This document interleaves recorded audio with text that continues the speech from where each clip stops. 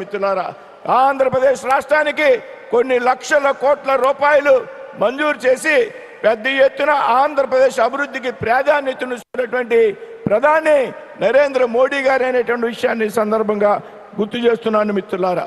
అదేవిధంగా భారత ప్రధానమంత్రిగా మూడవసారి బాధ్యతలు స్వీకరించాక నరేంద్ర మోడీ గారు ఆంధ్రప్రదేశ్ రాష్ట్రానికి రావడం ఇది 6వ పర్యాయమైనటువంటి సంగతి. ఈ 6 పర్యాయాలలో 3 పర్యాయాలు కేవలం ఉత్తరాంధ్ర జిల్లాలకు మాత్రమే వచ్చారు. అంటే ఆంధ్రప్రదేశ్ అభివృద్ధి మీద, ఉత్తరాంధ్ర జిల్లాల యొక్క అభివృద్ధి మీద ఆయనకు ఉన్నటువంటి చిత్తశుద్ధిని తెలియజేస్తుంది అనేటువంటి విషయాన్ని ఈ సందర్భంగా గుర్తు చేస్తున్నాను మిత్రులారా.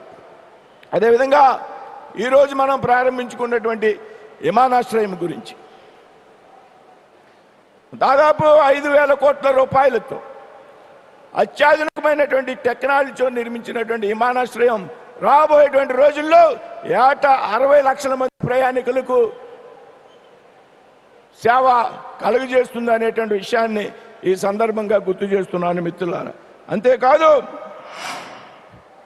ఏడాదికి 20,000 మెట్రిక్ టన్నుల యొక్క కార్గో రవాణా సామర్థ్యం కారణంగా ఈ ప్రాంతంలో ఉన్నటువంటి వ్యవసాయ ఉత్పత్తులు కానీ, ఆక్వా ఉత్పత్తులు కానీ, ఫార్మా ఉత్పత్తులు కానీ నేరుగా విదేశాలకి ఎగుమతి చేసేటువంటి ఒక హబ్బుగా రాబోయేటువంటి రోజుల్లో ఈ ప్రాంతం అభివృద్ధి చెందుతుంది అనేటువంటి విషయాన్ని తెలియజేస్తున్నాను మిత్రులారా.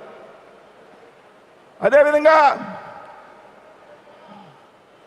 2014లో ప్రధానమంత్రిగా బాధ్యతలు స్వీకరించిన శ్రీ నరేంద్ర మోడీ గారు దేశంలో మౌలిక సదుపాయాల యొక్క అభివృద్ధి మీద పెద్ద ఎత్తున దృష్టి పెట్టినటువంటి సందర్భాన్ని మనంతా కూడా గమనించాలి.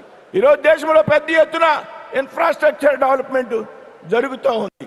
నేషనల్ హైవేస్ ద్వారా, పోర్ట్ కనెక్టివిటీ ద్వారా, రైలు కనెక్టివిటీ ద్వారా, ఈ విధంగా ఎయిర్ కనెక్టివిటీ ద్వారా ఇవాళ పెద్ద ఎత్తున మార్పులు తీసుకొచ్చినటువంటి వ్యక్తి భారత ప్రధాని శ్రీ నరేంద్ర మోడీ గారు అనేటువంటి విషయాన్ని మనంతా కూడా గ్రహించాలి మిత్రులు.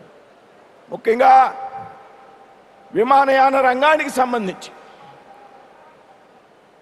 2016లో గౌరవ ప్రధానమంత్రి శ్రీ నరేంద్ర మోడీ గారు ప్రవేశపెట్టినటువంటి ఉడాన్ పథకం ఏదైతే ఉన్నదో ఈ ఉడాన్ పథకం భారతదేశం యొక్క విమానయాన రంగాన్ని యొక్క భవిష్యత్తును మార్చేసింది అనడంలో ఏమాత్రం కూడా అతిశయోక్తి లేదనేటువంటి విషయాన్ని ఈ సందర్భంగా గుర్తు చేస్తున్నాను మిత్రులారా. 2014 ముందు భారతదేశంలో కేవలం 74 విమానాశ్రయాలు మాత్రమే ఉంటే మోడీ గారి బాధ్యతలు స్వీకరించినటువంటి ఈ 12 సంవత్సరాల కాలంలో ఈ విమానాశ్రయాల సంఖ్య 160కి పైగా పెరిగింది. అంటే ఎంత పెద్ద ఎత్తున ఆయన ఎయిర్ కనెక్టివిటీ మీద దృష్టి పెట్టారు అనేటువంటి విషయాన్ని ఈ సందర్భంగా మీ అందరికీ కూడా గుర్తు చేస్తున్నాను మిత్రులారా. ఉడాన్ పథకం ఏదైతే ఉందో విమాన పథకంలో సామాన్యుడు కూడా విమానయానం చేయాలనేటువంటి ఆయన యొక్క సంకల్పం. తక్కువ ధరలకే సామాన్యుడికి అందుబాటులో ఉన్నటువంటి అవకాశాన్ని ఉడాన్ పథకం ద్వారా ఆయన కలిగించారు అనేటువంటి విషయాన్ని సందర్భంగా గుర్తు చేస్తున్నాను మిత్రులారా. విమాన ప్రయాణం అంటే ఒకప్పుడు డబ్బున్న వాడికి మాత్రమే సాధ్యమైనటువంటి విషయం నుండి ఇవాళ సామాన్యుడు కూడా విమానంలో ప్రయాణం చేయాలనేటువంటి ఒక కళని నిజం చేసినటువంటి వ్యక్తి భారతదేశంలో ప్రధాని నరేంద్ర మోడీ గారు అనేటువంటి విషయాన్ని ఈ సందర్భంగా గుర్తు చేస్తున్నాను మిత్రులారా. అంతేకాదు గౌరవ ప్రధానమంత్రి శ్రీ నరేంద్ర మోడీ గారు ఏప్రిల్ 27, 2017న షిమ్లాలో ఉడాన్ పథకం కింద మొదటి విమానానికి జెండా ఊపిన ప్రారంభించినప్పుడు ఆయన చెప్పినటువంటి స్ఫూర్తిదాయకమైనటువంటి మాటలు నాకు ఇంకా గుర్తున్నాయి మిత్రులారా.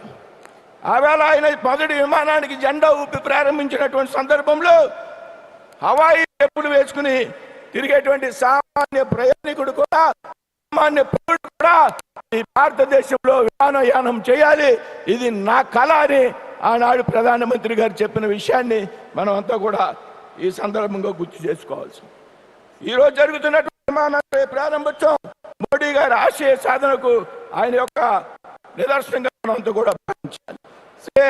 माननीय प्रधानमंत्री नरेंद्र मोदी जी 27 अप्रैल 2017 को शिमला में उड़ान योजना की पहली उड़ानों को हरी झंडी दिखाते समय हम आपके प्रेरणादायक शब्द है, यह आपने कहा